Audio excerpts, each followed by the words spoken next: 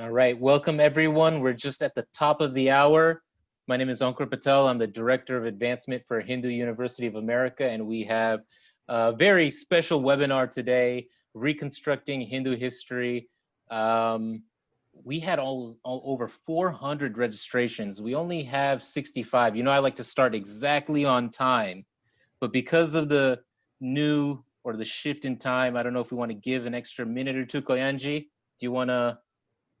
No, let's get started. Let's introduce Raj and let's get started. Okay, great. So it is my pleasure to introduce our panelists today and a professor at Hindu University of America. Glad to announce Dr. Raj Vedam will be teaching a course on reconstructing Hindu history, and we'll get into that.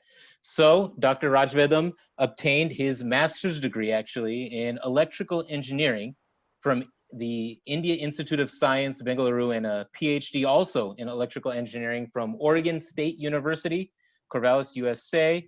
He has over 26 years of professional experience in power, electronic design, automation, in oil and gas industries, and has worked in applied mathematics and engineering across multiple disciplines. He has several patents and international journal and conference publications. It's with this diverse background and working at the confluence of applied mathematics, engineering, algorithms, and computer science, while using tools of archaeogenetics, archaeoastronomy, and Professor Vedam has actually done a TED talk on this, and I got to watch it. This archaeoastronomy concept is pretty cool, and I think we'll get into it.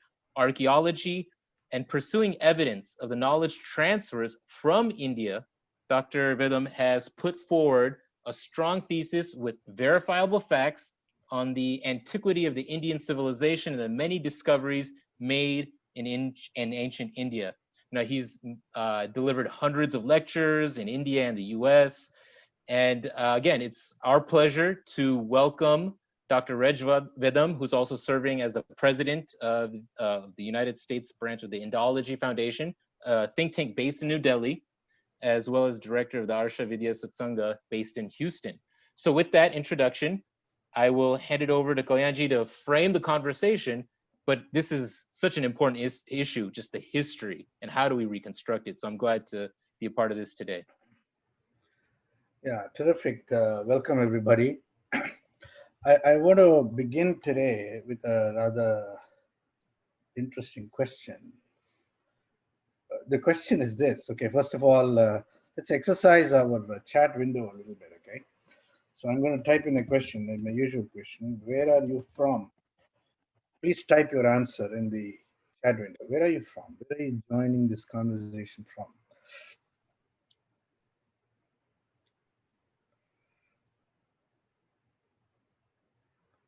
Australia. Wow, look at that.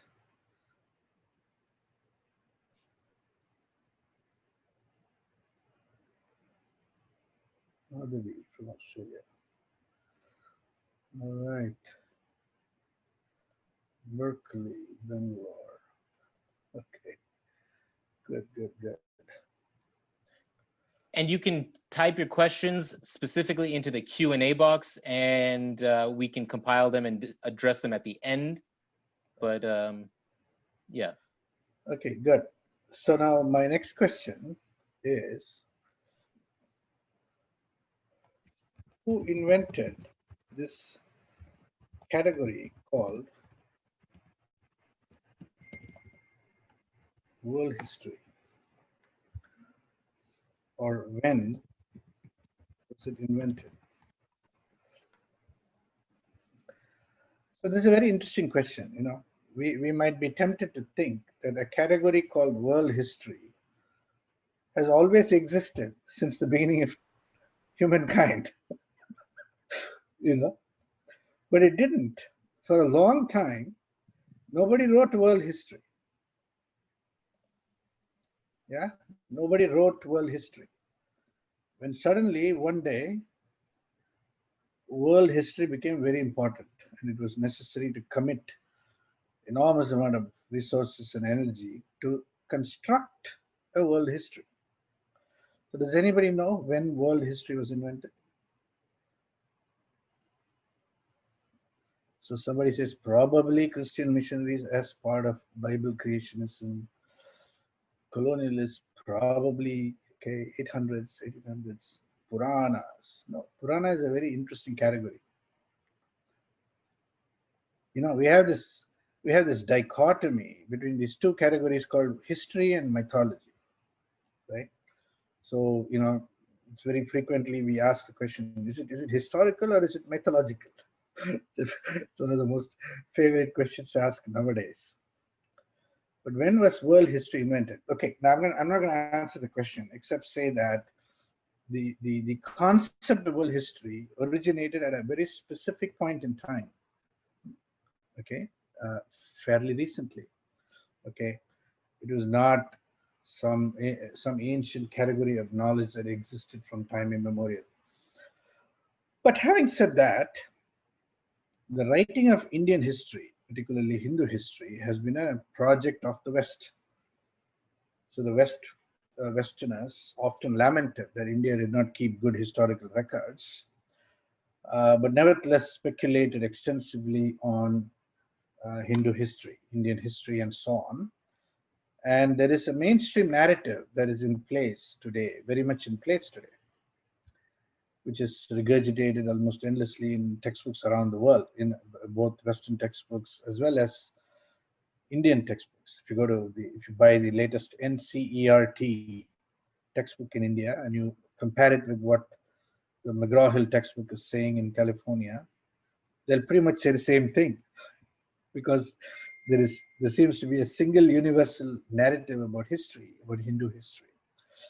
Well, Raj has a few questions to ask about that, and you know, he's going to look at it from many different angles and perspectives, and you know, ask the question: what will it take to reconstruct Hindu history? Why are the challenges?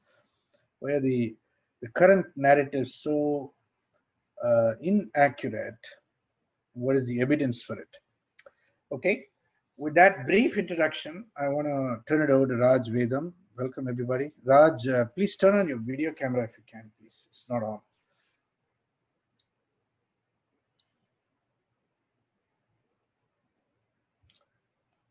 Hello, Raj.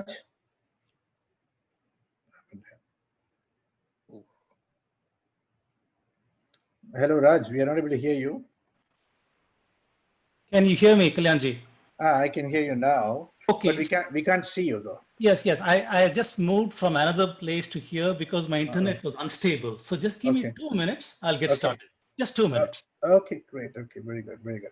Okay, so then let me fill up the 2 minutes with a brief narrative about what constitutes Hindu history or Indian history, for that matter. Okay, because Indian history and Hindu history are pretty much the same until the Islamic invasions and, you know, European colonization and so on came into being. So the current accepted, you know, pretty much standard textbook narrative about Hindu history is centered on a very important critical event, and that was the invasion of India by the Aryans. And the invasion then became later on morphed into migrations.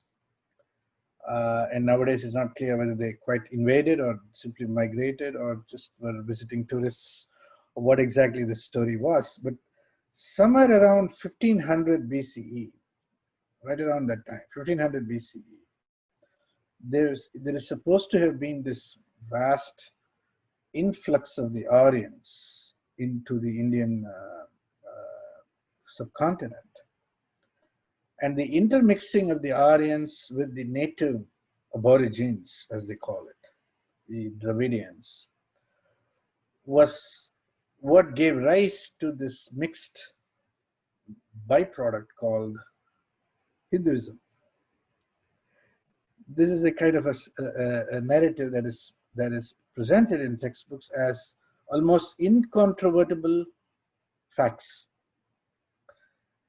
Unfortunately, long after this narrative was constructed, something very important happened, which is they excavated some ruins from the Indus Valley area, they came up with this Harappa and Mohenjo-daro sites. And so there was an intense debate around whether Harappa and Mohenjo-daro could be really considered Vedic or pre-Vedic. Were they pre-Vedic? You know, so was the Vedas and everything else composed after, or were they during or before? And, you know, archaeologically speaking, the Harappa Mohenjo-daro civilization seems to have existed around 3500 BC as far as that initial reckoning was concerned, all the way to around maybe 2000 BC or so when it collapsed. So I think Raj will give us a much more interesting view about these matters. So with that, I would like to turn it over to Raj, please. Thank you, Kalyanji. Please tell me if you can see my screen. Yes, we can. Outstanding, outstanding. So thank you again for everybody who has joined. It's a real pleasure to come and speak. So today's webinar is going to be on reconstructing Hindu history, and I request Kalyanji or Ankur to please stop me when we are over the time limit. I have a tendency to continue talking quite a bit. So before I start, let's start with Rishi Yajnavalkya's Brihad Aranyaka Upanishad verse, Asatoma Sadgamaya, Tamasoma Jyotirgamaya, Mrityoma Ramritangamaya, Om Shanti, Shanti, Shanti.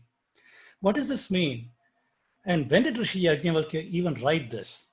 Well, we know that from a series of evidences we'll discuss later, Yajnavalkya probably lived around 2982 BCE. And in this work, he says, from ignorance, lead me to truth. From darkness, lead me to light. From death, lead me to immortality. Peace, Om, peace, peace, peace. What is evident from this work and from a host of other works is that the Indian civilization is one that exalted seeking the truth, and that is the goal of life. For a longest time, this civilization in India has prided itself on knowing or seeking truth and trying to understand truth. That said, this fits in very well with the theme of the webinar as well as a course to come in trying to understand what is the truth about our civilization. Who are we? And what is the narratives that are out there? How can we evaluate them? And where does it all lead to? So I'd like to open this topic by first examining some claims. There are a whole lot of claims and counterclaims, and these beg deeper study in our quest, obviously, to seek the truth. So we have something that I call an evidence-based narration and a present-day narration, and a huge credibility gap between the two. So in the evidence, we can see things that tell us India is an ancient civilization, but in the present-day narration, we are positioned otherwise, that it is not an ancient civilization. We have been knowledge producers for a very, very long time. However, in the present-day narration, which includes NCERT, popular media, textbooks, academia, whether in India or in abroad, wherever, they position it otherwise.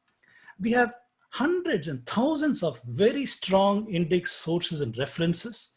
However, these are ignored, devalued, and discredited. You will never find an index source being quoted as a source of knowledge in any academic work anywhere, unless it is to decredit it or devalue it. So I'm saying that we need a critique of the methods and some way to validate the narratives, and we are going with a scientific validation. To continue on the theme, we observe that the evidence shows there's a continuity of civilization. However, in the present day narration, we have an enforced periodization. We are told there was an Indus Valley civilization, then there was an Aryan civilization, Aryan people, pastoral people, not civilization. We are told that we can see from the evidence we have very large periods of history, but that history has been erased. We have no idea about this very large period of history that is there in many of our texts. And this is what is amazing. We have hundreds of rishis and hundreds of works, scientific works, philosophical works, and so on. But in the present day narration, it is as if they don't exist. They're all mythical figures, and it does not matter. It's completely ignored and forgotten in today's narratives. And that's one of these strange problems in the narration of history. Then we also told that the Hindu social order is the one that caused poverty in India, but we can see from evidence that it is invasions that caused poverty. We can see from evidence that Indian knowledge seeded the world, but we are told that India received knowledge from the Greeks and the Babylonians. And the evidence shows there is no distinction between the northern and southern Indian. However, in the present day, the identities of Aryan and Dravidian have been manufactured, and these have been foisted on the country. Further, Sanskrit is an ancient living language. In the present generation, it supposedly has an hypothetical Proto-Indo-European ancestor. We see that the Rig Veda talks about the Saraswati River, which has apparently dried in 2000 BCE. However, we are told that Rig Veda was only composed in 1500 BCE, 500 years after this river has dried up. We see astronomy-derived works that show great antiquity. However, we see the spectacle that Upanishads, Brahmanas, Samhitas are all dated from 500 BC to 300 current era. So very, very strange problems that we see. And we see one more very strange thing. We are told that Indian culture impacted all the lands to the north, to the south, to the east, whether it is Southeast Asia, Burma and Thailand, Cambodia, Sumatra, Malaysia, Indonesia, Philippines, including Japan and China. However, it did not step 1 foot outside of Gandhara, outside of Afghanistan. So this is one more of those very, very strange paradoxes that we live with because of the way our history has been constructed. And these are some of the claims. India is apparently a sink for the world. And what we are told is that, for example, astronomy came from Babylon. We are told that math and science came from ancient Greece. We are told that Brahmi is derived from Aramaic and other scripts from the Levant, and it came into India. We are told that Aryans came from Central Asia with Sanskrit. We are told that Turkic people came to India with culture, cuisine, architecture, music, and civilization. We are told the British brought science, technology, and rational thought to India. We are told that the Bhakti movement and others are seeded by Saint Thomas, who came from the Levant and landed in Muziris and practiced as ministry in this part of the world. And we are also told that the Dravidians today are related to southern Iranians, the Elamites. So these are all some of the claims today that are prevalent. Some are fringe and some are more serious, but these are just a microcosm of some of the claims out there. So we need some evaluation of these claims. The mainstream, like I said, it says there's something called an Aryan invasion theory. The evidence shows an out of India. I put a question mark here because we need to evaluate these claims. We need to evaluate this claim and we need to evaluate this claim. It says Indic thought only impacted the East. However, we can show that it impacted the East and the West. They say the Indic civilization is recent, but we can show it's ancient. It says it borrowed from Greeks and Babylonians, but we can show that Indic thought seeded the Greeks and Babylonians. Indians are Aryans and Dravidians. We can show these identities are manufactured. Vedic culture is responsible for widespread poverty and suppression of the so-called Dravidian people. We can show that invasions are responsible for widespread poverty.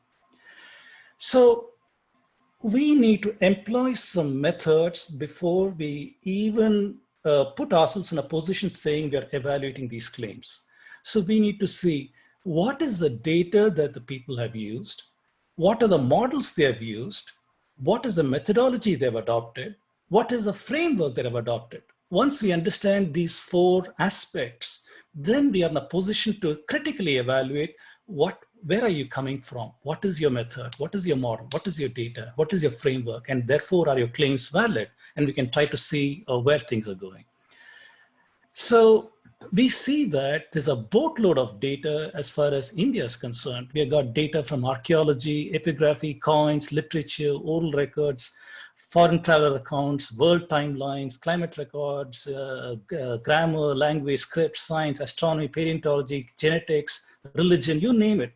There's a whole lot of data that we have, and we need to try and use this data and see whether the claims that people are putting forward, does this fit? Does this data fit? Does it make sense? Or how are you trying to subvert the data or whatever to try and do what you want to do?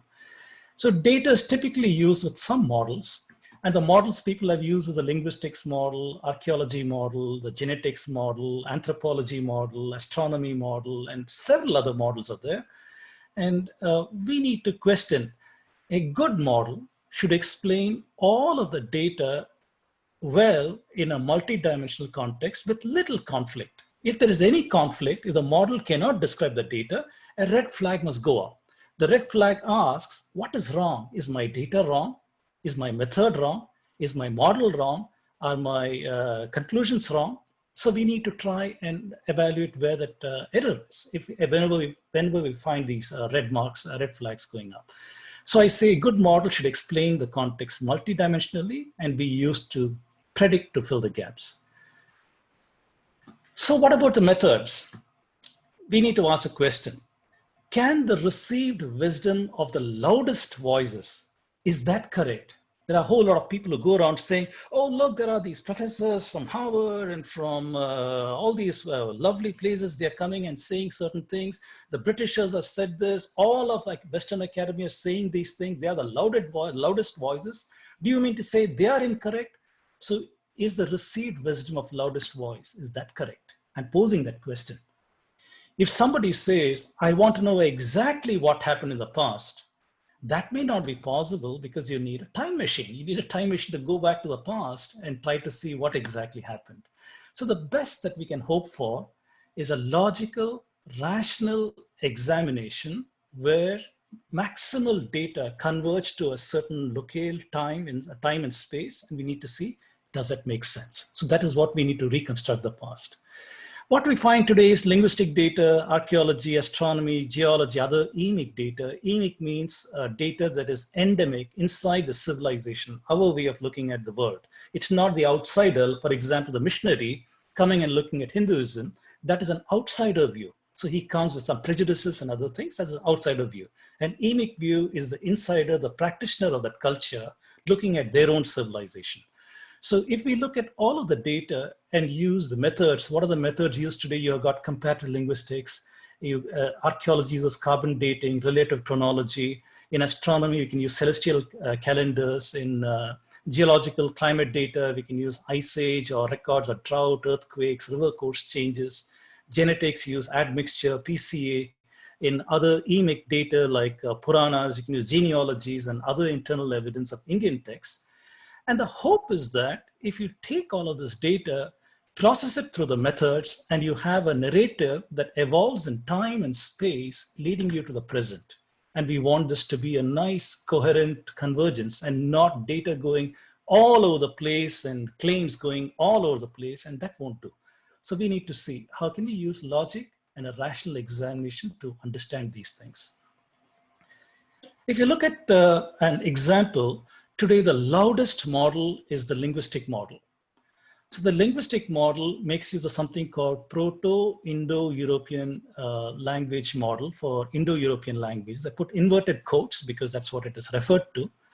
And this, if you adopt this model, then it assumes that there's a homeland in Central Asia. And the implications of this model are that there has to be an Aryan invasion or migration to India from Central Asia in 1500 BCE. And as a consequence, we are told that Sanskrit, Hinduism is an import, and the so-called Dravidians are a separate people. Now, people say there's a lot of other evidence that also corroborates these things, so we should take a look at this. Well, it turns out that if you look at genetics, a lot of people talk about genetics today. We see that genetics is not an independent line of evidence. Rather, it is evidence that is made to fit the linguistic model. For example, if the linguistic model comes and says there cannot have been Sanskrit-speaking people in India before 1500 BCE, that would be a time constraint for a genetic model. And they do use such kind of constraints to try and fit their models to the constraints coming from other areas. Therefore, it's not an independent line of evidence. You also have evidence that does not fit the linguistic model: astronomy, archaeology, oral literary works, climate records, and so on. Once again, these are flags going up saying that I cannot accept in toto the linguistic model because there's a lot of data that does not seem to fit. And so we need to see what is wrong. Is the data wrong? Is my understanding of the data wrong? Are my methods wrong? Are my conclusions wrong? Or is the model itself incorrect and there is a different explanation? That's what we're setting out to do over here. So we said data, models, methods, and frameworks. What are the frameworks? Up to 5 frameworks have been imposed on Hindu history and the narratives that we have today. So right in the center, we have the Hindu history or the identity of the Hindu. And the first people who worked upon this history and identity are the colonialists. The colonialists came and they wanted to talk about the history of India, and so they did certain things. They were very soon followed by the Eurocentric people who wanted to know, ever since William Jones told them, hey, take a look, it looks like Sanskrit, Latin, and Greek are related languages. They wanted to know, what is the Europeans' relation to the Indian people? Are they related? And if so, how? And the methods they adopted were linguistics, and pretty soon a Eurocentric worldview came about, and that layered upon the colonial worldview. The vested interests can never be too far behind. Throughout European history, whenever the Catholic Church was out to go and conquer some place, the Pope gave decrees and papal bulls to these people like Columbus and Vasco da Gama and others, saying wherever they go, a new land, they can claim it for Christendom. And pretty soon missionaries followed their footsteps and they did what they did. So vested interests are the Christians and the Muslims, not so much the Muslims, but the Christians more. These are the vested interests over here. Followed today by the liberal academia bias. The liberal academia bias comes and takes a look at everything in India through alien sociological lenses. They try to see with an etic lens. Etic lens means an outsider view. These are frameworks designed for European history, European identity by European scholars. Our academia in India takes those frameworks and force fits it into India. And by doing so, you have some ridiculous assertions and some assertions that have no basis in reality. And followed today by the Marxists. The Marxists have also got a stake in the control of narrative. And so you see, these are the 5 frameworks. I say history plus ideology leads to a subversion of identity. And that is what we see in India today.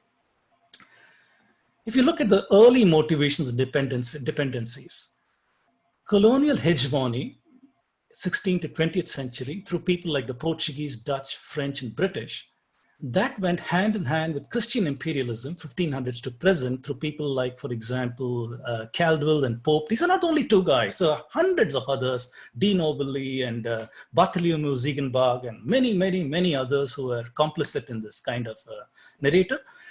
So the Christian imperialism worked hand in hand with Eurocentrism using methods like linguistics, anthropology, and the constructed notion of caste between 1700s to present, through people like Herbert Risley and Max Muller.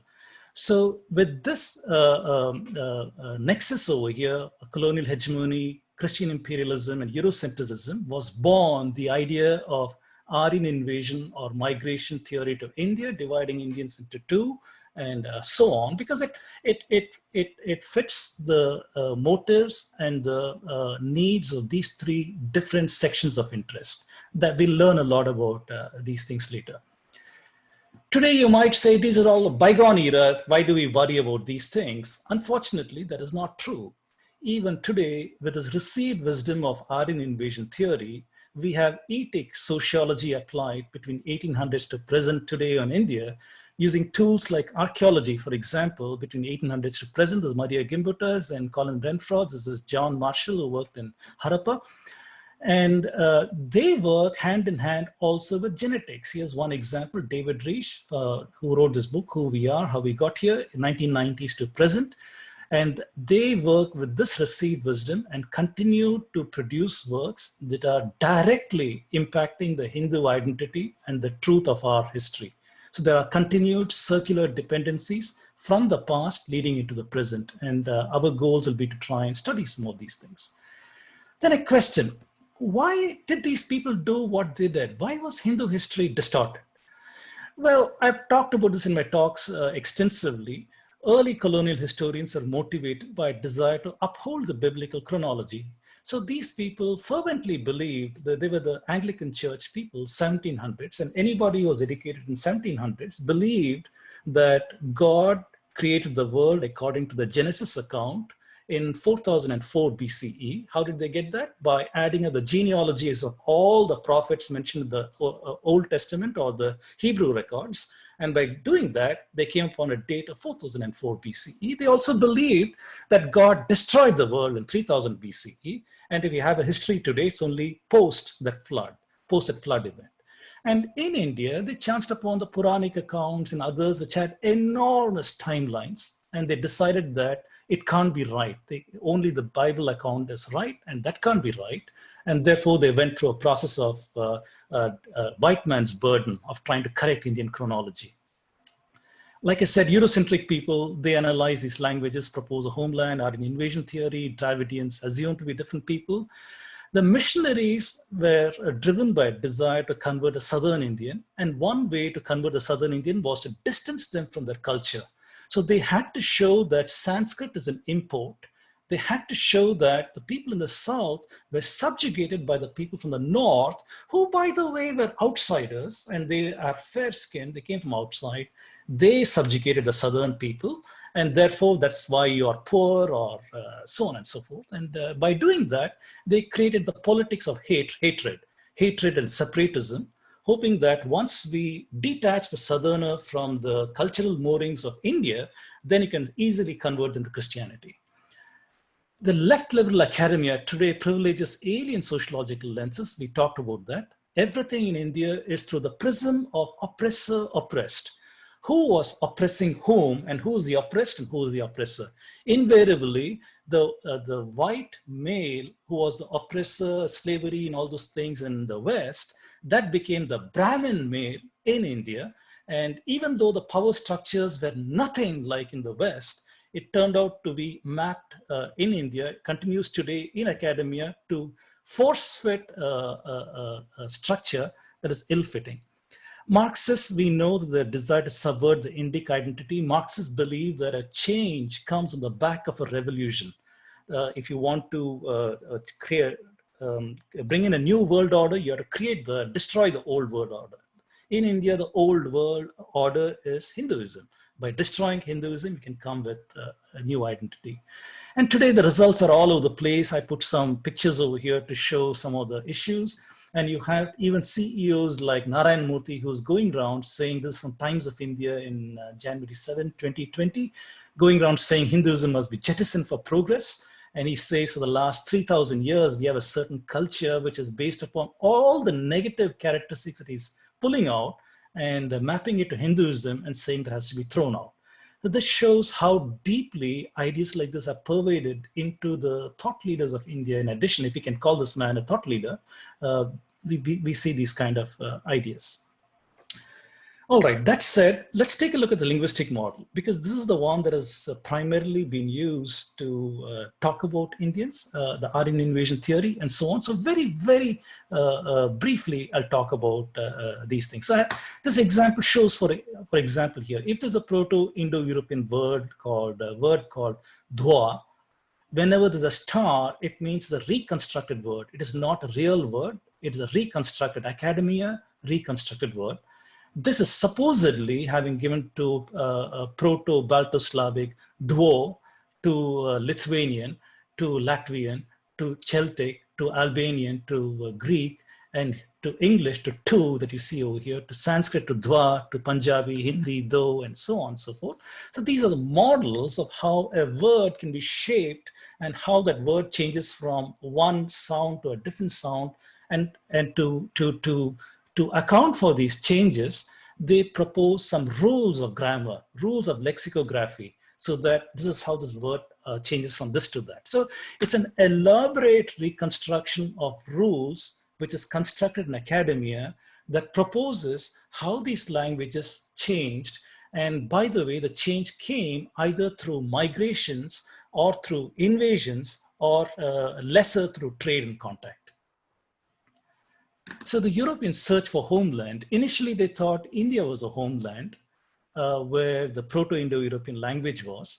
However, after they discovered the Mitannis and the Hittites, the so-called Indo-Aryan connection, they discovered in the late 1800s in northern Iraq, in Turkey, in those areas. And they said, how is it that there are Sanskritic people so far from India? And so the homeland shifted, and they proposed that the migration did not take place from Northwest India, And they searched where exactly, was it in Germany or in India and so on, and finally landed up in Central Asia. And once that was done, several elaborate analysis and grammars and others were constructed and timelines proposed. And due to that, Aryans had to be in India in 1500 BCE so that all those morphings that I talked about could be valid. Then they discovered the Indus Valley civilization, late 1800s. Early 1900s, when they were excavating it, the excavators found skeletons in various strata of the soil, and they said, aha, there's evidence of invasion. There are skeletons over here. Clearly, Indra, who's Purandara, the destroyer of forts, he stands indicted, and there's evidence that there was an invasion from the PIE homeland, and the tools they use are linguistics and archaeology. Today in 2000s, that has become a migration theory after this whole thing was found to be utterly false. It has morphed into a migration theory from PIE homeland. And the tools used are linguistics, archaeology, and genetics. So I won't talk much about this. Basically, there's supposedly an ancestral hypothesized language called PIE that gave rise to all the languages of Indo-European countries, including supposedly Indo-Iranian to Indic-Iranian Sanskrit and these Northern Indian, as well as Sinhalese language. Everything came from this. Here's an example of a PIE reconstruction, and this is the word for the wheel. Even today, if we go to Indian villages, we see this very familiar bullock cart. You see this wheel is also there in Harappa in this artifact, showing how ancient this is in India. You also see artifacts all over the place. In the Vincha culture, you see toys. In Harappa, you see toys showing wheels and so on. So the thinking is, if a civilization or a culture has got the bullock cart and wheels, it must have words for the technology of the wheel, the hub, the nave, and the yoke, and so on. If you examine that in Sanskrit, Latin, Greek, Hittite, and Tocharian, the wheel is chakra. In Sanskrit, rotem, and Latin, kuklos over here, yoga, lugam, nabya, umbilicus, aksa, axle, axis, and so on. On the basis of this is a proposed reconstruction from PIE. And like I said, whenever there's a star in the word, it's not a real word, it's a reconstructed word. So this word, which I'm not very sure how to pronounce, I think it is Kweklo, that gave rise to the Proto-Indo-Iranian word also reconstructed called Kekro, and Kekro gave rise to chakra. So this, I put it over here to show an illustration of how this PIE was got. They don't have this language or this language. There's no epigraphy, there's no records, there's no speakers, nothing. What you have is Sanskrit. So Sanskrit provided the data. From the Sanskrit data, they worked backwards and proposed using this rule of grammar. We can propose that this was the earlier word. This earlier word led to this earlier word. So it's an elaborate reconstruction from a small amount of data. In mathematics, we call this a low rank reconstruction of a higher rank system. And anybody who knows mathematics knows how absurd that whole scenario is. So today, there are two main thought leaders, Maria Gimbutas and Colin Renfrew. Maria Gimbutas came with the Kurgan or the Steppe hypothesis in 1950s. She said that by merging linguistics and archaeology, we can try to propose that Indo-European language expansion happened in three waves between 4000 BCE to 1500 BCE. How did that happen? First, the domestication of the horse. Once they domesticated the horse, they were able to improve their reach. Then they invented the chariot. Then they also invented iron, so they could make iron swords, which are much better than bronze swords. And so they could conquer the world. They went around conquering the world. On this side, Colin Renfrew, he proposed the Anatolian hypothesis, 1987. He proposed that it was Indo-European language expansion happened following the invention and spread of agriculture from Turkey, Anatolia, around 6500 BCE. And that is the impetus for language expansion and not what Maria Gimbutas is saying. So here is some example of the archaeology, the Kurgan burial mounds. This is from the Ural Mountains, 500 BCE from Kazakhstan. Here's an example of a chariot burial 2000 years ago from Georgia. You can see the wheel of the chariot also over here. Here's an example of the corded ware people. The Yamnaya people are supposed to lead to corded ware. Here's an example of the pottery that they got from here. And the Kurgan or the Steppe hypothesis says the following, that in 3500 BCE, between Caspian Sea and the Black Sea, the Yamnaya people, And that same period of time, you had people living in India, Harappa, Biran, Mehrgarh, Bhimbetka, Lothal, in southern India, Edakal, in Kerala, Sumeria, sorry, in Egypt, in Sumeria, in China, you had things going on. So by 2500 BC, after these people have invented the horse and the chariot, they have spread to the west and to the east, to the west becoming corded ware, to the east, Andronovo people. By 1500 BC, they become the Bactria Margiana archaeological complex. You also see Hittites, Mycenaeans, Babylonians coming on the record over here. And here you see them entering to Sindh and into Gujarat in India, the beginning of Aryan invasion for us. By 500 BCE, they have entrenched in the Indo-Gangetic plain, becoming the so-called Indo-Aryan people. And you see the appearance of the so-called Dravidian in the record over here. So this is the story from the Kurgan or Steppe hypothesis. That leads us to define this Aryan invasion or migration theory. Bands of male warriors from Central Asia invaded or migrated to India around 1500 BC. They effectively replaced the existing civilization of the Harappans. They destroyed them, in fact, apparently according to this theory. They brought an entirely new Vedic religion, Sanskrit language, and Vedic ecosystem. And this is the proposed theory. And today there are so much of noise. There is so much of noise. So I have cartoonized this whole thing in terms of two camps. One camp that says it is an out of India theory, and the other camp that says the Aryan invasion theory. And you see claims and counterclaims that are flying around the place. The out of India camp comes and says, Harappan archaeology does not show any sign of invasion. The AIT camp says, perhaps it's not an migration. It was a migration and not an invasion. The out of India camp says, do you know something? Harappa trade material is found in Mesopotamia, Central Asia, as well as in near Bahrain and a whole lot of other places. This implies that trade spread language and not the other way around. And the Aryan invasion camp comes and says, no, migration, horse, chariot, these are the ones that spread Indo-European language. On this side, I say, okay, you're talking about horse. The Rig Veda talks about a horse with 34 ribs, whereas the Central Asian horse has got 36 ribs. On this side, it comes and says Rig Vedic people did not know how to count and they mistook 34 for 36. On this side, it says the Rig Veda mentions Saraswati River in many mandalas. This side, it comes and says, nah, Rig Veda is a mythical river, it's not even real. So these are the kind of allegations and counter-allegations that are going around. And there are a whole lot of other things also, and I put some more common allegations here. Some of them, for example, the Slavic and the Celts had Vedic deities. How is that possible? It proves Sanskrit came to India from Central Asia. That's a quick knee-jerk kind of a claim. Says that Greek stories are similar to Hindu stories. How? That proves Sanskrit came to India from Central Asia. The Rig Veda, Indra had a yellow beard. That is a blonde guy. How on earth? It proves that Sanskrit came to India from Central Asia. Says Turkey, Syria, Iraq, Iran have Sanskrit. The Mitannis are Hittites. They had it. How? Again, it proves Sanskrit came to India from Central Asia. So these are the kind of very knee-jerk assertions.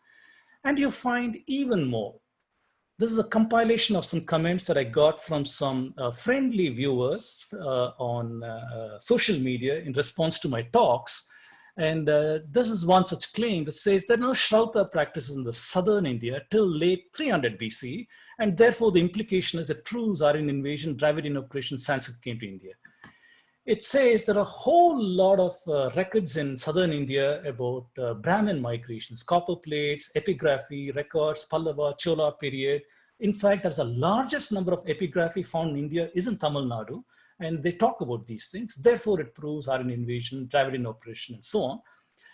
Then it also says in 1800s, we have proof of the so-called caste practices where the lower caste people could not enter temples, and therefore it proves AIT, Dravidian oppression, and so on. And it says Indus Valley civilization and Kiradi had the same scripts. Kiradi excavation yielded Brahmi and Indus scripts. Aryans did not have a script. So therefore it proves this once again. You find more of that. Sanskrit came with Aryans, Indo-Europeans, Indus Valley people spoke Proto-Dravidian, Aryans mixed with Dravidians. That's why we are different language families. Therefore it proves AIT. Same comments, IVC and Kiradi were urban people. The Vedic civilization was rural pastoral. This doesn't go with civilization and pastoral here. And it proves AIT and so on. It says that IVC and Kiradi had the same script. Vedic people had no script. It proves AIT. says that there's something called ancestral North Indian, ancestral South Indian, and Rish has proved genetics of Indians, and it proves AIT and Dravidian and so on. And Indus Valley and Kiradi, they buried their dead, whereas the Aryans cremated their dead, and it proves Aryan invasion theory and so on. What we're seeing is there's a boatload of assertions today in modern India where there are people on warpath, people have internalized certain narratives.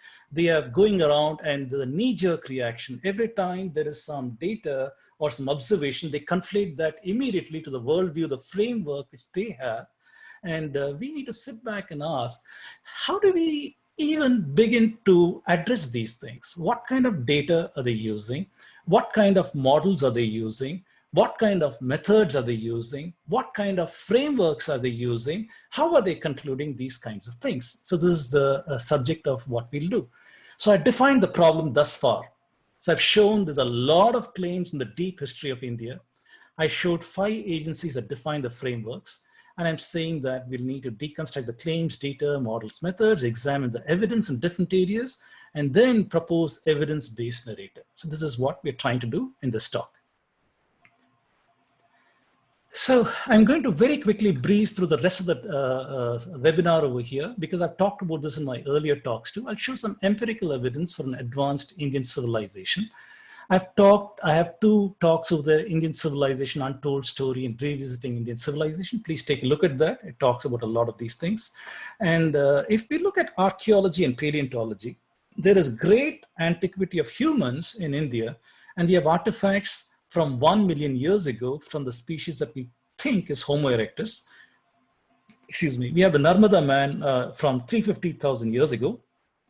In Athirampakam, Tamil Nadu, we got tools and artifacts up to 180,000 years ago. 40,000 years ago, we got cave art all over India, cave art, tools, and so on. In Edakal, Birana, and other places, we find evidence 10,000 years ago. 8,000 years ago, we have underwater artifacts in Dwaraka. And this, in relation to this, I'm calling this recent. We have artifacts from 5,000 years to present in Harappa, Saraswati, Ganga Plains, in Kiradi, Arikamedu, Pattanam, and several other places. So what it tells us is that India has got artifacts from a very, very ancient period of time, and we need to keep this in mind. Next, there is also antiquity seen in Indian astronomical observations, and the question to ask is, how can Vedic concepts be embedded in astronomical observations before the so-called Aryan invasion? We see the nakshatra model is mentioned in Atharva Veda and Taittiriya Samhita. Vedanga Jyotisha has been dated to 1400 BCE based on the astronomy it contains. Shatapatha Brahmana, it says Kritika never swerves from the east, and this is dated to 2982 BCE. We have a calendar reference where planets are clustered in Revati Nakshatra to 3102 BCE. We have stories of Aditi and the Ashwinis in the Rig Veda that can be dated from 6000 to 7200 BCE. We can measure the proper motion of Swati, the nakshatra called Swati, also Arcturus. This is mentioned in Surya Siddhanta, and the measurement of Surya Siddhanta can be dated to 8000 BCE. A phenomenon called Rohini Shakatabeda can be dated to 9000 BCE. The Agastya story could be at least 10,000 BCE, if not even more ancient. So these things are now red flags. These flags are going up and saying, in your linguistics model, if it is 1500 BC that you're proposing, we seem to have artifacts in the internal evidence of the Indian text that are pretty ancient, and it doesn't fit. What is wrong? Is the model wrong? Data wrong? Observations wrong? Methodology wrong? We need to understand these claims. So I only propose a question here. How can it be embedded in astronomical observations before AIT? Again, what we see is we have a highly advanced knowledge-based civilization in India. We know that there have been hundreds and thousands of rishis and ancient works, and spread from very ancient times to present. And we have the Shruti and the Smriti. Among the Shruti are the Vedas, Upanishads, Aranyakas, Brahmanas, Samhitas. Among the Smriti are the Darshanas, the Vedangas, Itihasas, Shastras, Puranas, Kavya, Bhashya, Sutra, Nibandhas, a whole lot of learning systems. So if you look at the knowledge systems of ancient India, anybody could find intellectual expression within the knowledge systems that are practiced in India in ancient times, and they fitted very well with the philosophy of the land. There was no conflict between science technology and philosophy in India because it was a quest for truth. Because it was a quest for truth, there was no dogmatic acceptance of certain statements, so-called God revelations and these kinds of things. However, there was an attempt to understand truth, and as an attempt to understand truth by various means, and I put pramana, which is a means to knowledge, and showed that different sampradayas in India, whether they followed the Samkhya school, Nyaya school, Vaisheshika, Mimamsa, Advaita, they followed either perception, inference, comparison, analogy, postulation, negative proof, non-perception, Shabda Pramana, and so on. And they only differed in the authority of these various mechanisms in accepting knowledge systems. For example, the traditional atheists, the Charvakas, used only perception. They rejected everything else. They said, only if I can see it, then it is true. If I cannot experience it, it is not true. The Buddhists came and said that perception and inference are both valid means for knowledge building.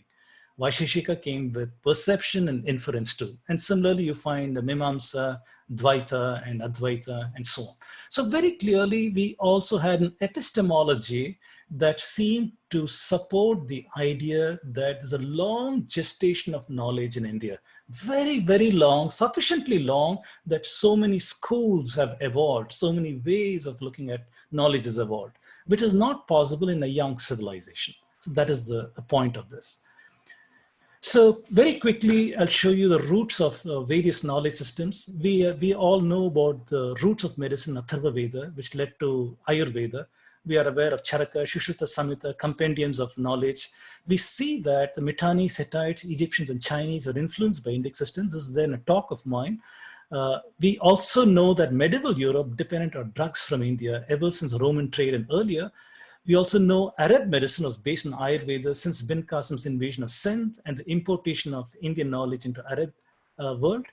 We also know that Ayurveda formed the corpus of European knowledge through the colonial era. Ayurveda was taught in British medical schools till 1880, forming the core pharmaceutical methods. Going into mathematics, we know that math has the origin in Vedas. You find the Rig Veda, number systems, very large numbers, operations, and so on. By the time you come to Baudhayana and Sulba Sutras, you see greatly refined knowledge of geometry, square roots, and so on. When you come to Aryabhatta, you see trigonometry, spherical geometry, algebra, and so on. When you come to Surya Siddhanta, you see intricate mathematics, astronomical knowledge, and referring to extinct Siddhantas. It refers to 18 Siddhanta. Siddhanta is a mathematical, astronomical work. It is saying it refers to 18 Siddhantas, and we don't even have some of those Siddhantas today. That shows how knowledge has percolated through time and through different practitioners and scientists for a very long time. You have Brahmagupta, Bhaskara 1, 2, greatly added to corpus of works, positional math, zero, functional approximation, value of pi, Kerala School of Math, greatly refined mathematical models. Ramanujam of our times, he continued the tradition with deep knowledge in infinite series. Going to music, we see the earliest musical systems was in Samaveda. The three-tonal liturgical music, if you listen to the chanting of Samaveda, you find three tones used in that. That gave rise to the five-tone music. That gave rise to seven-tone music, to the 12 semitone scales, to the 22 Shruti system. So the musical intervals were based on chord ratio. This is not C-H-O-R-D, chord, but C-O-R-D, chord, chord as in rope. So rope was used to do measurements, ratios, and those kinds of things. And we also know Pythagoras used the same ratios as in the Indian music system, and he's the originator of Western music traditions. And when people come and say music arose independently in ancient China, ancient Greece, and ancient India, the question and observation to ask them is, why did they all chance upon the same ratio between the notes? If I can say that Shankarabharanam Raga, if I go from Sa Ri Ga Ma Pa Da Ni Sa, how is it that the Western system got the same Do Re Mi Fa Sol La Ti Do? Why the interval, the ratio between two notes are the same? Is it possible some psychometric works that will all converge to the same ratios, or was there a common origin? That's a question to ask. We see evidence from Pythagoras that he's used chord-based ratio. He considered it for divine purposes, just like music was for liturgical purposes in India. India, music was associated with Saraswati, divine purposes.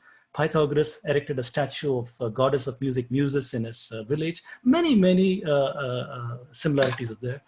Astronomy, initially Indian astronomical knowledge was embedded in stories, but later on, we also see that heliocentric models encoded in Shatapada Brahmana, Aithreya Brahmana, used by Aristarchus later. This initial story-based encoding of knowledge gave way to mathematical work, Siddhantic astronomy, and math models were developed to estimate the course of sun, moon, planets, trigonometry, like I said, spherical geometry used by the Greeks. Aryabhatta had models to estimate eclipse, duration, the length of shadows. Brahmagupta estimated circumference of Earth, enormous amounts of works. I'm not going to read all these things, but we see that. Even in modern systems, if we can see today using the technology of internet, we're using this remote webinar methodologies and all these things. This is possible because digital systems are at the root of all of modern technological systems. I'm not saying that ancient Indians made IC chips and they made the transistor. No, don't misquote me. I'm not saying any of those things. What I'm saying is, if you want to make a technology work, you must have an algebra that makes it work. The fundamentals of any of the cell phone that you're holding or your computer or any chip, the fundamental building block is a digital thing called logic gate, the NOT gate, AND gate, NAND gate, and so on. And these gates work on something called Boolean algebra. And the essence of this algebra came about after Colebrook. He wrote a work on Indian logic in 1824 using Pingala's methods, Chanda Shastra, Nasidiya Sutta that talks about these things. He wrote a compendium of Indian logic. And this logic greatly influenced George Boole and De Morgan, these two gentlemen who are well known to any electrical engineer. We know that these are the gentlemen who created the theorems in Boolean algebra and so on that has given rise to our logic gates and optimizations and so on. And George Boole's wife was Mary Everest Boole, and she wrote a letter to Jagdish Chandra Bose and saying that Indian logic had a great influence on Boole and De Morgan, and that is what has led to today's complex digital systems. So we see the roots of modern systems can also be traced back to ancient Indian logical systems. And we also know, this is only a meme over here, but we know that there are many universities in ancient India, brick and mortar universities, forest universities, temple universities, many different ones. There are some books that you can refer to that talk about these things. So this far, what have I done? I presented the problem. I talked about claims. I said there are so many claims in the Indian civilization and counterclaims and so on. I posed a question, how do we evaluate these claims? And I said that one will have to look at the data. One will have to look at the models. One will have to look at the methods. One will have to look at the conclusions. What are the claims that you're coming, the frameworks and the conclusions that are coming out of these things. And you have to use the systems of perception, inference, understanding, logical, rational outcomes before you can accept these claims. So from that, I went to the topic of how ancient is the Indian civilization, and I gave you some data. These are not claims here. These are data points. The data points I gave you were from different knowledge systems of India. I tried to show there's a long gestation of knowledge in India. It is not a recent civilization, but shows a very, very long gestation of knowledge. Next, we go to the Antiquity of Indic astronomy. I already talked in my talks about this, so I won't waste time. Essentially, it's a nakshatra Rashi-based model. Nakshatras are divisions of the sky in 13 1/3 degree segments. There are 27 of them. Rashi is a division in 30 degree segments, and there are 12 of them. And here's a listing of all the nakshatras in two of our ancient books, Vedanga Jyotisha, Surya Siddhanta, and the principal star associated with them. Kritika, for example, is Eta Tauri, and so on. And this slide shows to you that the nakshatra model has percolated all over India, whether it's in Sanskrit, in Telugu, Kannada, Hindi, Gujarati, Marathi, Tamil, in various works, you find that the nakshatra model is there. Wherever there is a divergence, I put a shaded arrow, a shaded box over here. For example, the Ardra nakshatra is called Tiruvadirai in Tamil. And so on, Anuradha's Anusham, and Jeshta's Ketai, and so on. What this tells us is the nakshatra model is so ancient that it has spread to many parts of India long enough that there are regional variations too. regional variations in the name of the nakshatra, that is an indication of how ancient this percolation has been. And we see, especially in Tamil, there are some variations. I've not selected any other languages. I just gone with these. There could be some in other languages too. How old is the nakshatra model? Well, at least as old as the Atharva Veda, because in this Griffith translation in 1907 Atharva Veda, you find the nakshatra model is fully described over here. It is not an evolving model. It appears as a fully developed model. Similarly, you go to Taittiriya Samhita and you find that the nakshatra models once again defined, fully developed over here. So at least as old as Taittiriya Samhita and Atharva Veda, we know this nakshatra model is that ancient. To give you an idea of what our ancients saw when they looked at the night sky, this is today's night sky in India. So if you take a look at this is the horizon. This is the western horizon. This is east, north is over here, south is towards you.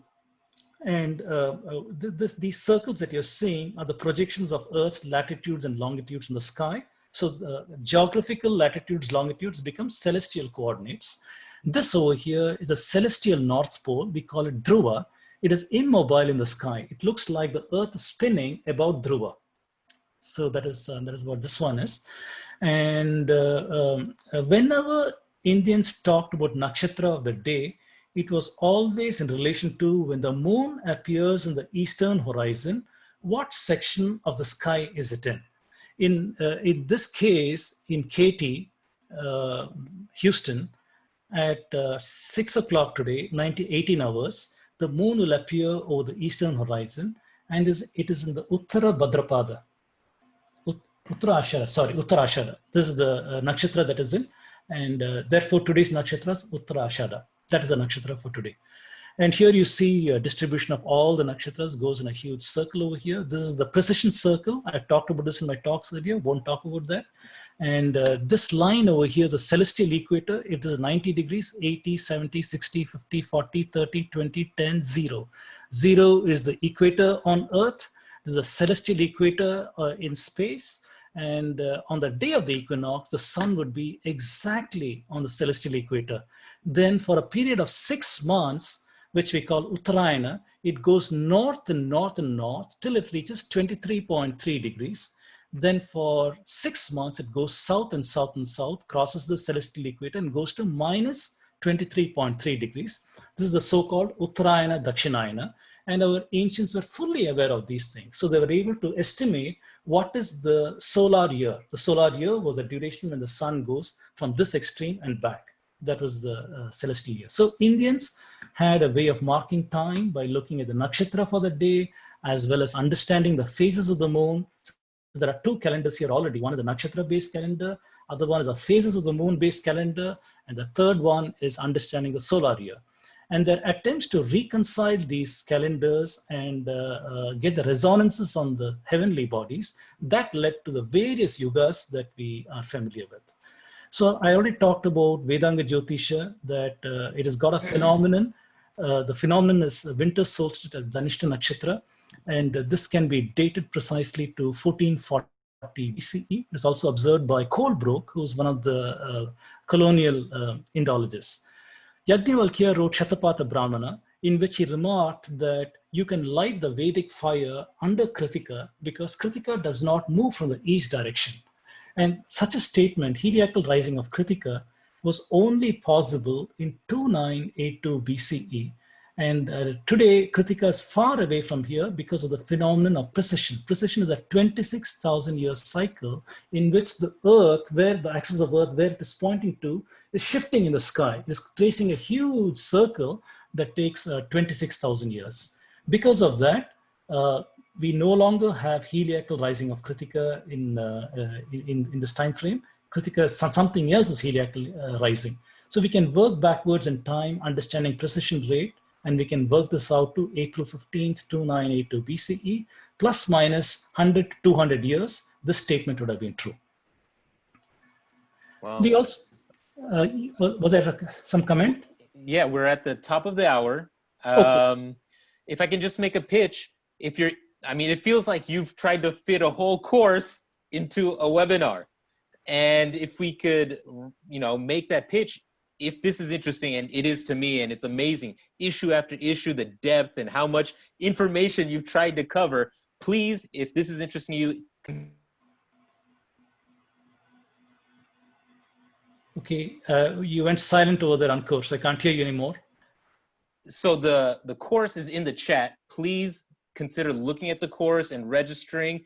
Professor Vedam, if you can wrap up, and I don't know if we'll have time for questions if you're into that, but you still have time. I'm here, I'm engaged. I think we still have 130 people. People haven't been leaving. It's very interesting stuff. So I want to give it back to you. Just wanted to make Outstanding. a note of the time. So let me heed that advice and let me quickly wrap up over here. So I've already talked about the antiquity of this calendar, the Kali Yuga calendar, planets clustered in Revati Nakshatra. This is a date of 3102 BCE. The story of Aditi in the Rig Veda. Why is this relevant? Because this story can be used as an astronomical measurement, and this can be dated to vernal equinox at Punarvashu Nakshatra, coming to 6000 BCE, identified by Balagangadhar Tilak as well as Professor Abhyankar. The story of Ashwinis in the Rig Veda, several hymns in the Rig Veda refer to this. This story can be seen as a winter solstice at Ashwini Nakshatra, and this comes to 7200 BCE, once again referred to by Balagangadhar Tilak and Abhyankar. And I talked about the proper motion of Swati. So the Swati is one of the fastest stars in proper motion. We know today's movement 2 arcseconds per year. So we can measure the Greek records and the Indian records, and we know when were the Greek records made 1800 years ago. We know when was Surya Siddhanta measurement made in around 8000 BCE. So the Antiquity Roundup says many instances of interest can be determined through our understanding of archaeoastronomy, and it reveals great antiquity in India. And we can use it to rebut the AIT model. For example, Max Muller came with a model where he stuffed all of the works, Sanskrit works, in the so-called Chandas period, Mantra period, Brahmana period, Sutra period, between 1200 BC to 200 BCE. But just by looking at astronomy, we have seen otherwise. Colebrook, he got Vedanga Jyotisha to 1400 BC. Here, Max Muller said Vedanga Jyotisha should be in the Sutra period. Where is 1400 BC? Where is 600 to 200 BCE? He said Brahmana period is this time frame. However, we saw Kritika and Shatapada Brahmana 2982 BC. He said Rig Veda between 1200 to 800 BCE, but then we saw era of Ashwini, era of Aditi to ancient time frames. So we are seeing that there is some problems over here. Today, people talk about archaeogenetics. I'm not going to start here because this is a huge topic in itself, but I just want to leave you with this one message, my confidence level with genetics methodology. There are concerns with methodology due to which the results cannot be globalized. We have to study the models, methodology, data, samples, claims before we can even admit a claim from a genetics paper. Whether it comes from Harvard or any other top-rated school, it is the same story. So the presence or absence of a genetic marker, that is no dispute about that. If somebody comes and says that this guy has got a certain marker and he doesn't have, that is a fact of life. So we can measure that, no problem with that. However, when the story goes, there is 30% of this marker in southern India and 50% in northern India, and the genetic flow direction came from that. I have problems with that because you cannot conclude that with the data and the methodology that you have used. Finally, when somebody comes and says that there is so much of inheritance of an ancient sample from Central Asia or Harappa or elsewhere in the rest of India, this is a direction of genetic flow that can be utterly discarded. So I've shown a downward arrow with red showing my lack of confidence. This is okay, this is less okay, this is absolutely not okay. You cannot globalize the results. And in a longer talk, I'd have gone through several of these claims and talked to you about these things. But my bottom line is that results cannot be globalized with genetics. We can only make narrow claims. That is the bottom line with this. There's a whole lot of other evidence that talks about continuity of Indian civilization, the presence of iron in Telangana, chariots in Sindhu Saraswati, wild rice cultivated in India in 9,000 years ago, mouse migration from India 12,000 years ago, the presence of Indian humped bull in Mitanni Hittite lands, exactly when monsoon failure happened in India in the Indus Valley civilization, as mentioned in this paper over here, around 4.2 thousand years ago. Then on going on to the allegation that India was on the receiving end of Greek and Babylonian knowledge, I have several accounts I could have talked to you about from 3000 BC to 300 BC, how knowledge went out of India in various time frames, what was the mechanism it went out, what is the evidence for these assertions. Then after Alexander, 300 BC to 100 BC, in the Seleucid Empire, how the Mauryan Empire formed a conduit for knowledge from Mediterranean lands to India over here, and how the Silk Road also formed a conduit for Indian knowledge. One example is the medical manuscript, Boer manuscript found in Xinjiang province, how that was also part of knowledge, part of the trade route from India to Mediterranean lands. Then going on to Roman trade, Periplus of Erythraean Sea, how this also formed a conduit for knowledge transfers. The Muslim transmissions from Sindh in 711 current era, all the way injecting Indian knowledge to Arabia, Persia, Egypt, Morocco, Algeria, Spain, and all these countries. From Muslim Spain injected into Christian Spain, influencing all of Western Europe, and seeding their own so-called Renaissance period. We had talked about the translation schools in Toledo who translated Arabic works into Latin, which in turn were Sanskrit works translated to Arabic. And colonialists, the Portuguese, Dutch, French, British, who all took Indian works and benefited off that. We had talked about poverty in India, how when the British came, we see a huge slope downwards in the fortunes of India. No time to talk about that. The conclusion of today's webinar, which we have not been able to complete, is India is an ancient civilization.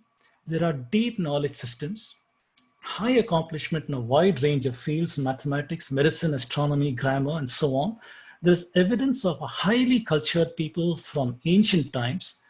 All over India, there is evidence of cultural similarity. There's evidence of knowledge transmission to the world. Archaeology corroborates the antiquity seen in astronomy. So antiquity plus knowledge systems plus transmission of knowledge plus high thinking qualifies as an ancient civilization. And we can now be in a position to strike off some of these things. I've only presented the data to you. Only in a full-fledged course can I go into details of the methods, the models, the deconstruction of those, and trying to see how we can conclude one versus the other. But at a high level, the conclusion is all of these assertions we started out with, they're all crossed out. And the ones I put a question mark in, I've removed all the question marks because this is what the evidence seems to be leading us to. So that said, like Kalyanji and Ankur have already said, there is a course coming up that will talk on reconstructing Hindu history. Hindu is a catchword for India. It's synonymous with India, the omissions and the commissions. So that is the end of my talk. So if there's any questions or anything maybe we can take, I don't know whether we have the time. So it is on you, Professor Vedam. If you are willing to take questions, I will stay and moderate. So one thing before though, let me launch this quick survey, this poll. If you are considering enrolling in the course, please just let us know, yes, no, maybe. It allows us to follow up and, you know, Pragyaji will give you a call and answer your questions. This is only a $200 course. I can't believe it. I feel like this webinar, we just got so much information at so much level, but this course is something that I highly recommend people to enroll in. And, you know, Professor Vedam, if you have any other comments on the course, or we can get into questions. Yeah, let's get into the questions. So the course, like I said, like Ankurji has already said, is going to be comprehensive. So today, I've given you a teaser because there's so much. I put so many claims out there. There's so many, these are all valid claims, and we cannot dismiss these claims saying, no, these guys are mind colonized or these people are Christian missionaries. We can't do that. We have to take these claims seriously and try to see on what basis are people making such claims. We have to see their data, their models, their methods, and their frameworks, and try to see the claims. Are they valid? Do they fall out of these methods? And if they don't, then what is the alternative narrative that fits that data, and what is the model? So to go to such a deep level of investigation is what we are going to do in the course that is coming up. Indrani ji asked, do you need to have a background in astronomy to take this course? No, you don't need to have an astronomy background in astronomy, mathematics, or sciences or anything, because in this course, I will give the required background knowledge also. I'll start with discussing it in very simple terms, and from there, take it to bigger concepts. So it's not necessary to have any of those backgrounds. But I do require that one should have at least a college degree, because this is a graduate level understanding, a discourse. So the methods, models, and other things used may not be easily understood by maybe high school children and others. Yeah, and through this course, people will get a better understanding of astronomy, right? Absolutely. Yeah. After this course is done, one will have a very clear understanding of how astronomy can be used to date incidents in Indian history. Also, will have a good understanding when you read some accounts of nakshatras and rashis and so on. You know exactly what that means. I'll also introduce the tools that you can use, freeware tools, using which you can play around and understand some of these things. Yeah. Some people are asking some details about the course. Can I share my screen real quick and just? Yes, please. I'll stop sharing. I am stopping sharing. Yes, please go ahead. So people are asking just, some of those basic questions. How long is the course? It starts on the 27th. It'll go until the 13th. All of this information is available September 27th, December 13th, once a week. All of this detail is available, which I've dropped in the chat. Please look at this and do consider. So let me go back to the next question. So we have the Q&A box. So please type in your questions in the Q&A box, in Professor Vedam, if you want to look through those and see if there's any in particular you want to pull off. I'll go to the top. So until Parashurama, I'm sorry about my pronunciation, I need to take some of those courses. We have a focus and stories about the universe and Earth, but with Rama onwards, we find ourselves confined to the Indian subcontinent. What changed after Parashurama? I'm sorry. I was trying to go to the chat window and saw the tons of them. I got distracted. Yeah. So please say it again. Please say it again. Just about what changed after Parashurama. I'm not sure if I'm saying that right. And what is the context? What changed the Parashurama? What is the context again? So until then, we focused our stories about the universe and Earth, but with Rama onwards, we find ourselves confined to the Indian subcontinent. I'm not sure that assertion is right. If you were to take a look at the Puranas, all Puranas have got a structure to them. And the structure of the Puranas starts out initially with understanding of cosmology. What is the cosmology according to that Purana? Then it goes on to understanding of the king list. What are the king lists that is talking about? The genealogies of the Devtas, who are the Devtas and who are the early Manu and so on and so forth. Then it goes to stories itself. So to my understanding, there's no stopping of cosmology with Parashurama, or I'm not sure where that reference even came from, but you find that in the Puranic accounts, you find it in several accounts, you find that cosmology is well discussed. Yeah, great. So there's no prereq in terms of Sanskrit or anything like that. Don't worry about that. And throughout the course, you cite all sorts of original texts, right? So that's just, I'm just stating that, of course. Yes. Would the course get into Agama Shastra? I don't know what Agama Shastra is. So no, the course will not get into Agama Shastras.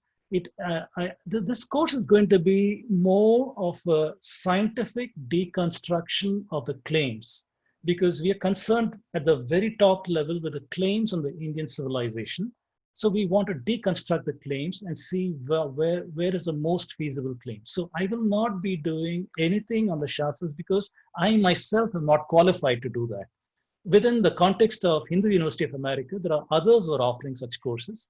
So either Ankurji or Kalyanji can guide you to those kind of courses. But I myself will be only talking about history, knowledge systems, and the history of the Indian civilization. Wherever necessary, I will go to the Upanishads or any of our ancient works to get a quotation out that will support some of our assertions. Yeah. So Briyavanji kind of asked this general question, why Indic sources are being ignored? And I think you kind of got into that, but if you have a general kind of statement on that. So in index sources, so like I said, the early people who tried to understand Indian history were the colonialists who came with the biblical framework. So they could not reconcile to the idea of Indians having a history going before Noah's flood, because that's supposed to be God sent and you cannot have anything. They believe in the Genesis. So their concern was to reduce the chronology of India. And one way to reduce the chronology of India was to discredit the sources that talked about these genealogies. So not Max Miller, William Jones and the others, early people who came to write the history of India, they plumbed the Puranas. They used the Puranas for their early history of India. Then they turned around and said, these are all unreliable texts. And the same thing happened with Max Muller. So Max Muller was confronted in a conference in Europe where somebody came, a European came and told Mr. Max Muller, should all of Hindu chronology be held hostage to biblical chronology? Because everything you're dating is the Chandas period, Mantra period, all stuck over here, whereas the astronomy is showing otherwise. This man got so upset, he said he wrote a full book on that. In that book, essentially, he's only accepting Vedanga Jyotisha because that is 1400 BCE. Everything else he's saying it's unreliable. Indian texts are unreliable, you cannot use them, and so on and so forth. So he set a framework and a kind of thinking, and that thinking has become fashionable in today's academia, who mindlessly take the received wisdom of Indian texts are unreliable, and they don't quote that.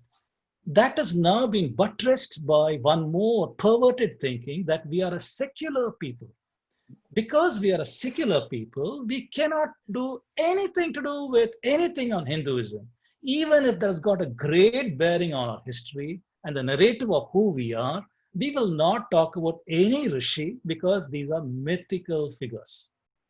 So this is the kind of forces, the frameworks I'm talking about, the Marxists, the left liberal academia, the colonialists, the missionaries, the Eurocentric.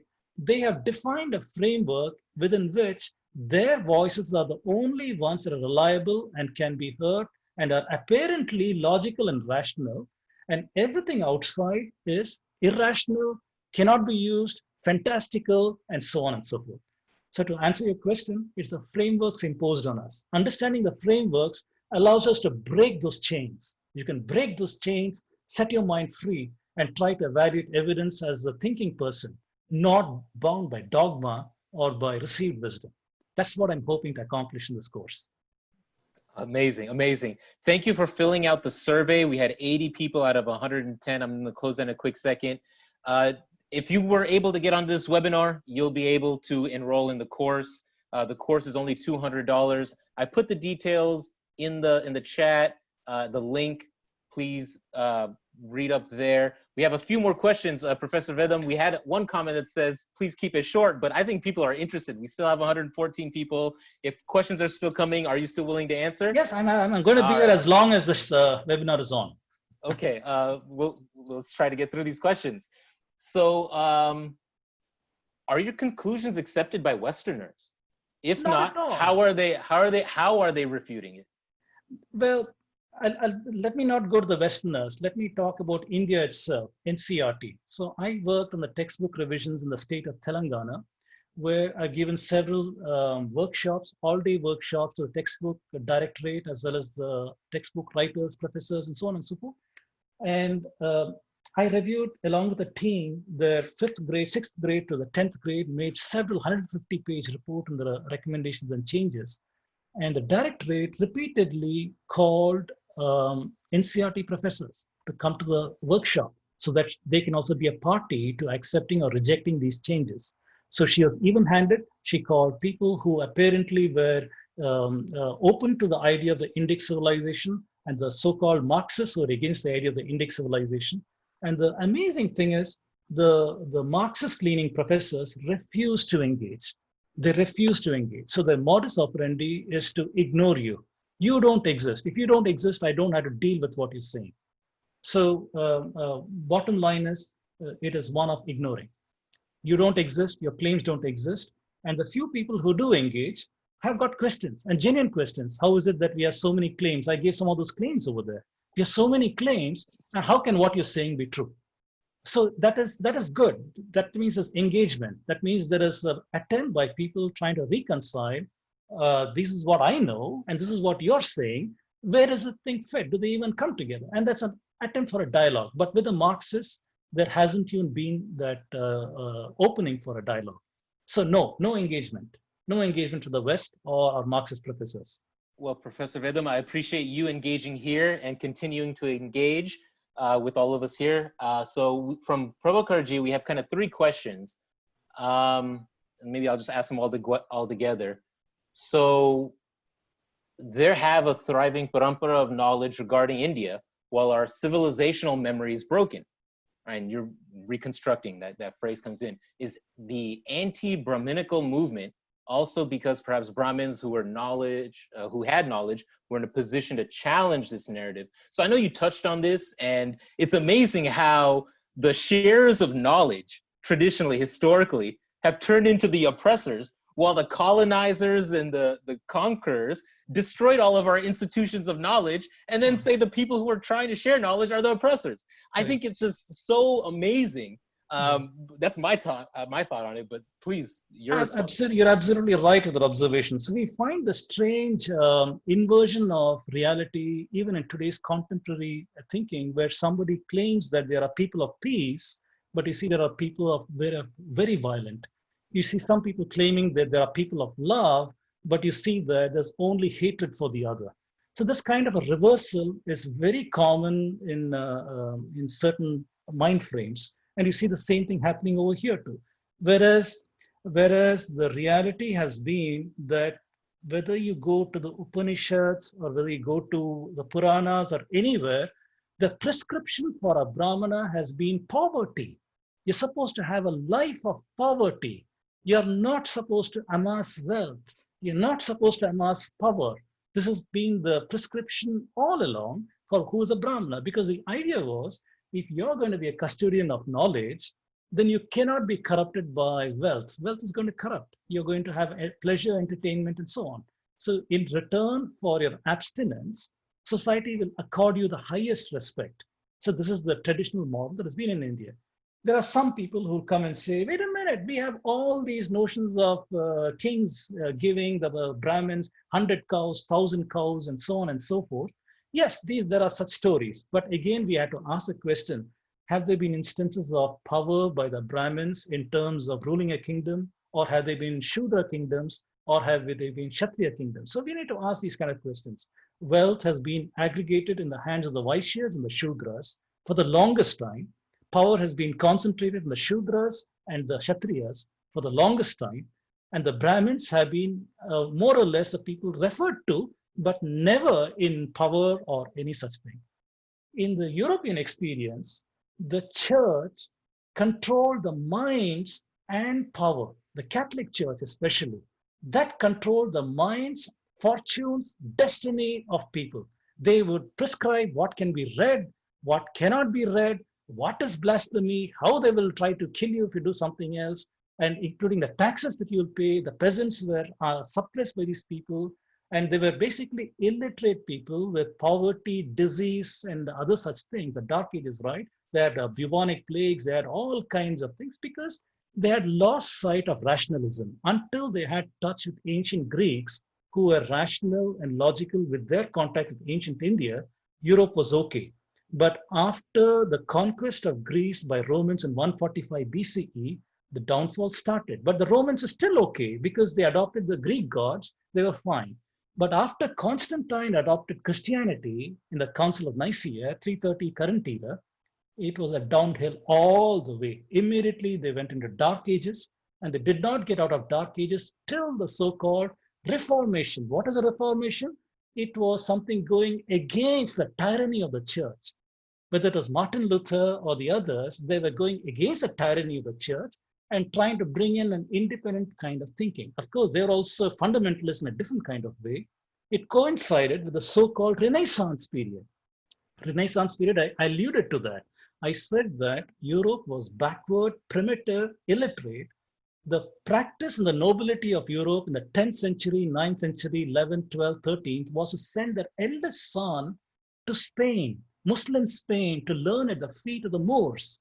because the Moors, the Muslims, had superior knowledge because they had translated the Sanskrit works and they were using that in Arabic, mathematics, medicine, philosophy. Every single knowledge system of theirs was Sanskritic or ancient Greek, which in turn was again Sanskritic, and they were using this. So Europe slowly ramped up on its knowledge systems, very, very slowly ramped up on its knowledge systems before they could go to this Reformation, Renaissance period. Suddenly you have the spectacle of people coming and saying, I invented this, I invented that. How did that happen? Because finally in 1400s, the Catholic Church got its armies together to liberate Spain from the Muslims. So Ferdinand, Isabella, they conquered Spain and they got it back for Christendom. After they did that, they instituted something called Inquisition. Inquisition was seen to cleanse their society of Islamic influence as well as Jewish influence. And the so-called anybody who recanted from Christianity was also tortured to the stake. That was a time when they saw any knowledge you take from the Muslims was seen as taking knowledge from Satan. Satan was giving you this knowledge. So everybody went underground with their knowledge systems, saying, I invented this, I invented that, and so on. And you have the spectacle of illiterate people coming in 1500, suddenly the so-called flowering of European thought. How are these things related? Because at the same period of time, they were also using the Bible as justification for slavery. Slavery was an enormous thing from the time of Constantine going into the discovery of Americas by Columbus and so on. The genocides and slavery was instituted based upon inspiration from the Bible. Then after Reformation, the so-called age of rationalism, these people who developed these ethic lenses, sociological lenses, looked at their own society and saw the white privileged male as responsible, Christian white privileged male as responsible for all the ills of the world, whether it's in Africa, native societies, and so on and so forth. At the same time, these sociological models are adopted by our Marxists and our people, mapping that the church became the Brahmin. The angry white male became the Brahmin male. Without even understanding the power structures are not even there. They simply don't exist. The power structures don't exist. So I hope that answers your question. So there's a perversion. There's a lazy adoption of a framework force-fit into India, ill-fitting, by taking instances of the last 50 or 100 years, which is a direct consequence of poverty induced by the breaking up of society by the British. Those instances are amplified and used as the cause and data for these ethic lenses put on India. I know I've said a lot, but I need to go through a full course to show you the cause and effect of many of these ideas, how one idea led to the other, and how there's a perversion of truth happening today. And that's how we reconstruct the history, by connecting all these ideas, which so far haven't been, and it's amazing to be on this webinar with you, and thank you for your time. So if you want a recording of this webinar, fill out the survey. It actually probably just went out if you registered. You complete the survey and you'll get the webinar replay after we upload it. I love this question by Nitin Patilji. He asked, how can I become part of the university as a creator or a contributor? I put a link in there. There's a special different survey you can fill out if you want to participate more. We've got a lot of general questions also that I don't know if we want to get into right now. Just like, how can we incorporate, how can we incorporate,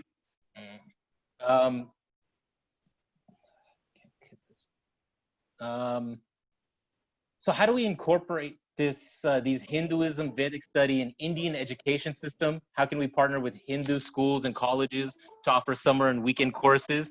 That's one of those things that we are also continuing to do as a Hindu movement, as we're connecting different institutions. I don't think that's something that we want to, if you want to take a crack at it, you're welcome to. How about this? That's Goyanji actually calling me to kind of, I guess, put an end to this. Are there any other questions in the Q&A that you want to answer, Professor Vedamji? If you scroll through it, there's a lot of questions. 40 questions. Yeah, my apologies if there is. See if there's a specific question. There's a huge question here. Springs.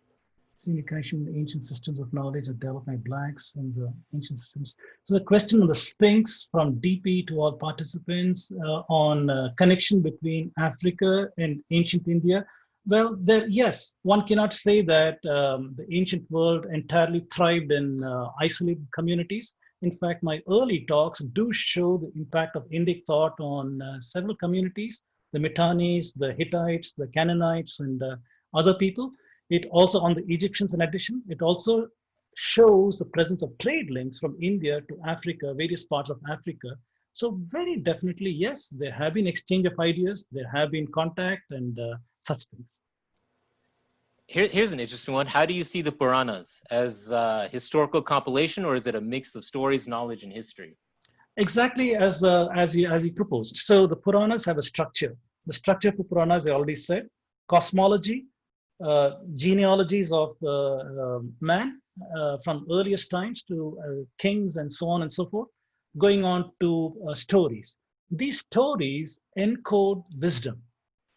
Stories encode observational wisdom, moral wisdom, or any other kind of wisdom. So these are not fantastical stories for entertainment, but it was an entertaining way of communicating knowledge. So I see Puranas not as a pigeonholed history text or a pigeonholed scientific text or a pigeonholed religious text, but it was a collection of various thoughts and ideas in various Puranas. That's what it was. Great. Thank you for completing the survey. 88 out of 100 people did that. I'm going to close that poll. We have, why are some nakshatras considered good and some are bad?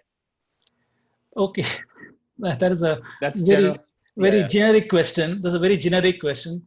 It is basically the thought systems that led to that are the Uttarayana and the Dakshinayana and the division of the meridian into two, the nakshatras that fall in the southern course of the sun, the nakshatras that fall on the northern course of the sun. Uttarayana is a time when in the northern hemisphere, we go out of winter into summer. That is a time when life comes alive. That is a time when plants come alive. That is a time when life abounds. That is seen as auspicious. Dakshinayana, on the other hand, is different. You're going into winter, longer and longer nights, shorter and shorter days, and so on. So these ideas arose out of those kinds of things. So when you use words like inauspicious or bad, they have to be deconstructed. You cannot take English translations out of Sanskrit words because they're intended to communicate different ideas. A lazy translation might give inauspicious and so on. If you take such translations, you're also mapping upon yourself the emotive components of those words. So you have to be careful. Yeah. So this course is going to be on Sundays. If you miss it, we will have recordings. But again, Professor Vedam is about interaction and answering your questions. So even though we're doing it online, we want you to interact. We're not going to be translating these webinars. I apologize. We don't have the capacity for that just now. Is the Aryan invasion theory and the Indian out of India theory either or? Are they mutually exclusive? That's a lovely question. That's a lovely question. So we are asking about binaries. We're asking about binaries. Is it this or is it that? So I think the best answer for that is, let us examine the evidence. Let us look at the evidence. Let us try to understand. Like I said, if you want an exact answer, you need a time machine. You need a time machine, program it to go back in time and see what really happened. I don't think any of us can do that. So we can make the best understanding from the data and our interpretation using the models, methods, methodologies, frameworks, and so on. So let us do that. So it's not going to be a binary. We live in a society where we have got contact with various civilizations. So we have to be open to the fact that ideas could have come from many places, maybe even genetic content and so on, but we need the correct understanding of our history. So right now, the AIT has led a baggage of ideas that have curtailed the expression of Hindu thought and identity on how they look at themselves. So deconstructing that is critically important to understand the antiquity of the Indian civilization that will allow us a better understanding of who we really are. So in that context, I'd say OIT seems to be where the evidence is pointing. Mm-hmm. Does your course cover the Vikramaditya era, especially considering that the colonial powers took special emphasis to try and erase it? So the course does not, you saw a sampler for the course today. It is going into deep history of India. Deep history refers to starting with whether the so-called Aryan invasion, going back to even earlier time periods as recounted in some of the Vedic texts and so on, and coming down and looking at knowledge systems in various eras, where the Vikram era is also part of that. So the different eras or calendrical systems of India is also of interest to this course. I don't plan to include it, but if there is interest, maybe at some point I can include that also. What are the different calendrical systems used in India? So it's a two-part course, right? So maybe just first quarter, Yes. second quarter, if you want to just give that context, what you're covering in one and the next one. Ankurji, you're right. In the second part, I do have plans to do that. There is, I remember now, the second part talks about knowledge systems of India, that talks about calendrical systems of India too. Yeah. Okay. People are still writing more questions. Okay.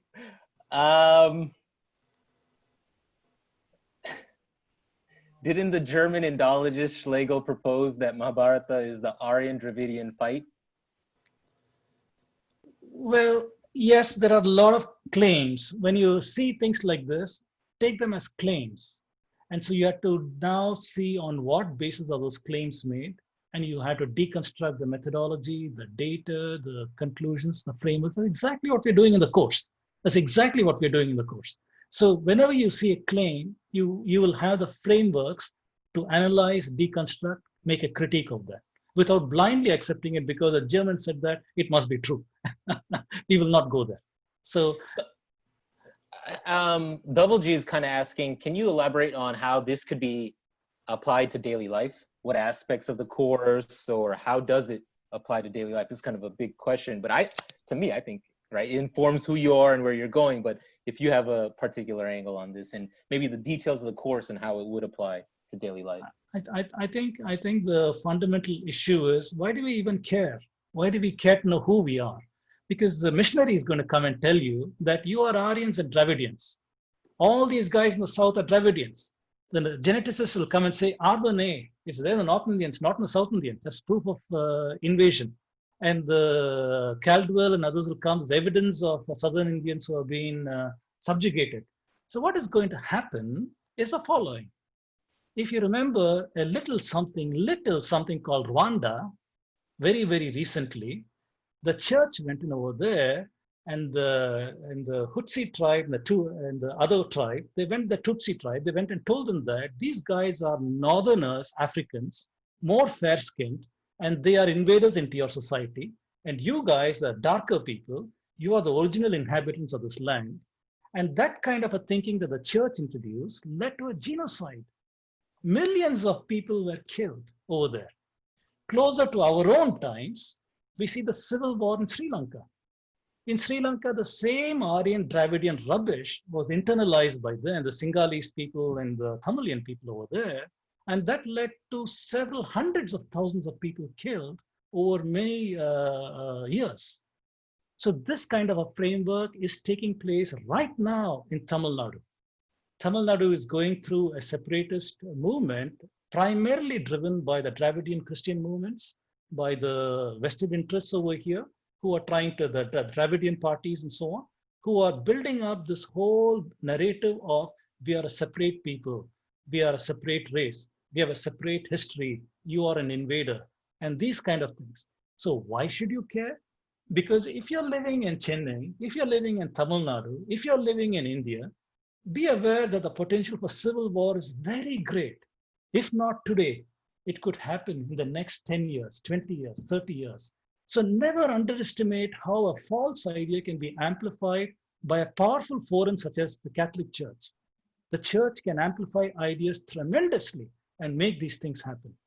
So one has got to be careful where ideas are leading. We need to understand our identity, take pride in the common civilization of all of India, whether it is Tamil Nadu, whether it is Kerala, whether it is Andhra Pradesh, Karnataka, Haryana, wherever, we have got enormous contributions as a common Indian civilization, which all of us can be proud about. without chauvinism that there is Hindi speaking people or Tamil speaking people, about the Hindi guy who comes to chauvinism saying that, oh, you're a Madrasi, or the Tamilian guy coming and saying you're a Bania or some such thing.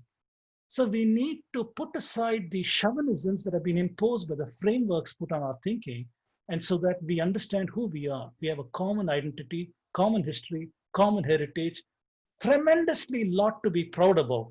Take pride and strength in your identity, because that's what will define who you are and how you're going to project yourself in the world.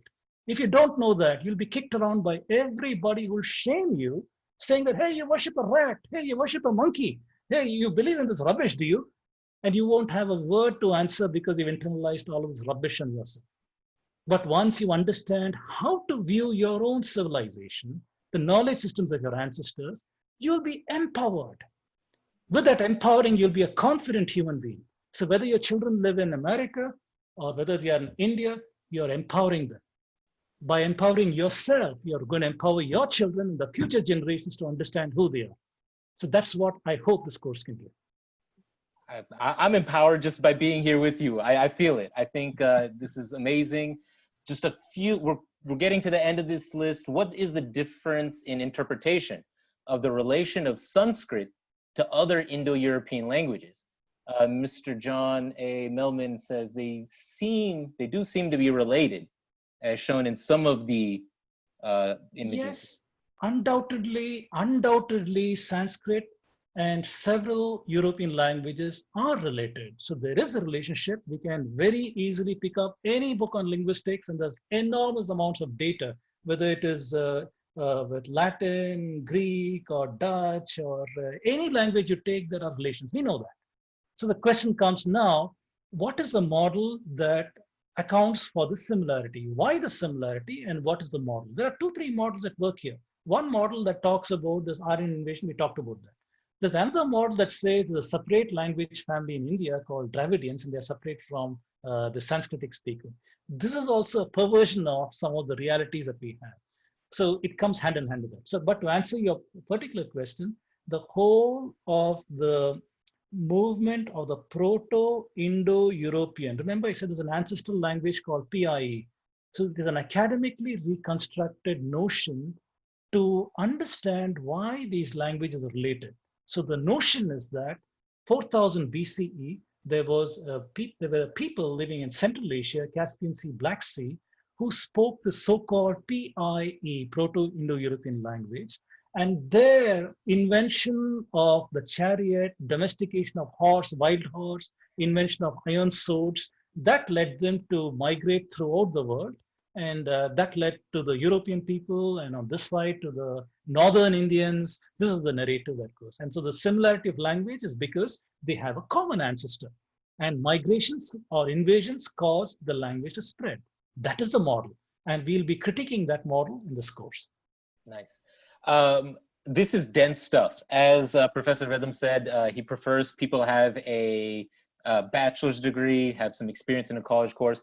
We have a separate series of courses designed for teens. It's called Exploring Hinduism for Teens and Parents. That is going to be offered in the fall. We're going to have 2 courses. So if this is too dense for you, that's we've had a lot of good feedback. But if you want to challenge yourself, I think this is really exciting information. Do you, Professor Vedlamji, do you agree with, or what is your interpretation or proposed timelines for the Ramayana and the Mahabharata? Nilesh Okji's, are those in your ballpark? What is your take on that? So I'm not even going to that area because it's not relevant to what we are talking about. The date of the Itihasas is not relevant to the narratives and what we are doing. So that is a separate branch altogether about what could be a possible estimated date for Ramayana, Mahabharata, including the notions of, are these events real or are these fictional works by Valmiki and Vyasa? These are all separate questions. Those claims must be handled separately and they have to be done separately. So here we are not going there. However, the Mahabharata and Ramayana provide a wealth of data on incidents, whether it's from geography, climate, astronomy, and other things that can be dated precisely. And that dating can be used in several aspects to bolster or understand our own past. So I do not want to get into the quagmire that is the dating of the Itihasas. Rather, I will use the data as necessary in our understanding of the Indian civilization. We'll get into that quagmire in another course. How come Hinduism hasn't been able to leverage Buddhism to expand its global reach? That is a that is a question that has mapped the dichotomy of Hinduism and Buddhism. And that dichotomy has come about because of, once again, the British and others who have seen these as two different religions. However, I showed a slide with Pramana. If you remember the slide with Pramana, I showed Jainism, Buddhism, Nyaya, Darshana, all these things in that one slide. So I prefer to call these the Dharmic civilization. In the Dharmic civilization, everybody had a common base, and the common base was understanding karma, understanding dharma, and accepting reincarnation. And what is the goal of life? What are the mechanisms by which we can admit knowledge or claims? The only differences between sampradayas were in understanding pramana, what am I going to admit? Am I going to admit only perception and inference? Or am I going to take perception, inference, and negative proof, shabda pramana, and everything? So the differences came there. Buddha said, I'm not going to take the shabda pramana of the Vedas. I'm not going to take that. However, perception and inference are my logical ways of going about this. So this dichotomy that has been brought about is false. It's a constructed dichotomy. We should take a look at this and say these are dharmic systems that share the common belief of reincarnation, of dharma, of karma. So if you that, you can say that yes, the dharmic systems have been very, very successful in projecting worldwide. However, today, because of the British-induced, rather missionary-induced divide for these, there is a propensity to see Buddhism in conflict with Hinduism. Additionally, there's a propensity to digest Buddhism within Christianity. We see that also happening. And the reasons for that are very, very obvious. Maybe in the future, I'll offer a course on history of religions, where we'll see that Buddhism poses the biggest challenge to Christianity because of the several theological notions arising in Buddhism and that appear as if they are independent in Christianity. So those can be challenged, and we can show that Buddhism was the inspiration for much of the New Testament theology. So there is a movement today to absorb Buddhist ideas within the new Christian movements. And that has happened because they're distanced again from Sanskritic, from so-called Hindus, from so-called all of these things. Does it sound familiar? Same thing's happening in southern India. The Dravidians, so-called Dravidians, are distanced from their roots, from their civilization. So now they are a target, easy target for mind working. Very good. All right, Professor Vedam, we're coming to the end. Appreciate everyone staying. Amazing. We have 90 people still on. I hope that bodes well for your course. Again, please, I'm sorry we didn't get to all of your questions. We got to almost all of them. Some of them are overlapping in their general concepts where we're doing other webinars to address them. You're going to have to enroll in a course. There's self-study. If you want to shoot me a personal email, feel free. I'll try and direct you. My email is ankur.patel@hua.edu. Professor Vedam, thank you so much for your time, answering all the questions. Any closing thoughts, encouragement? Yes, thank you. I do encourage everybody to please, if you like this course, spread the word and get others also to join the course. And as a point of correction, I am not a professor. I'll be a professor because I'm offering a course, but I work as an engineer. So my day job is as an engineer. So just a point of note. But otherwise, I do encourage you all to please come to the course, and there's a lot that we can learn on this one. Thank you very much for your attention. Thank you. Thank you. Shri Raj Vedam, thank you. Thank you. All right, namaste all. We'll see you next time. Thank you for joining us. Have a good rest of your weekend. Namaste. Namaste.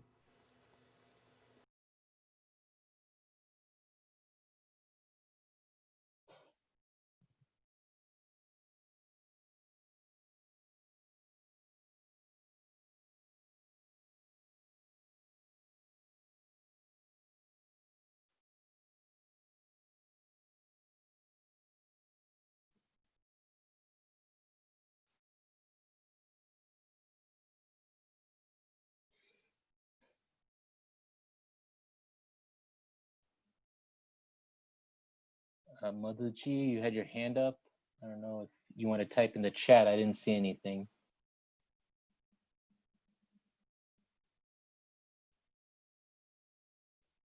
Thank you. Thank you, everyone.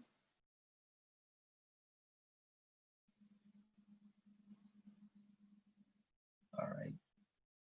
Goodbye. I just wanted to give everyone a chance to go through the chat and pick up the links and all that stuff if they had.